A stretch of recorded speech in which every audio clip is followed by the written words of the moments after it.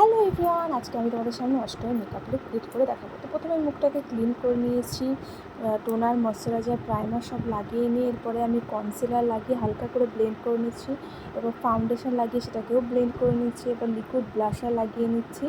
এরপর loose powder দিয়ে মেকআপটাকে set করে নেওয়ার পর এখানে আমি পাউডার ব্লাশার ইউজ করেছি। এরপর আইব্রোটা ড্র করে নিচ্ছি ডার্ক ব্রাউন কালার দিয়ে। এবার আইটাকে আমি হালকা করে ব্রাউন কালার আর এখানে ব্ল্যাক কালার ইউজ করেছি কর্নারের দিকে। এবার আইলাইনারটাও করে নিচ্ছি। এবার নাকটাকে আর গালটাকে কন্ট্রোল করে নিচ্ছি, হাইলাইটার লাগিয়ে নিচ্ছি, লিপস্টিক পরে এবার তোমাদের সামনে ফাইনাল লুকটা দেখাবো।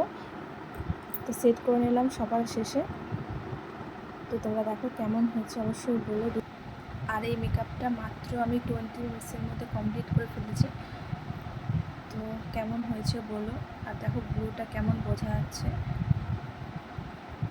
একদম সিম্পলের মধ্যে। তো তোমরা বলো কেমন হচ্ছে। Thank you.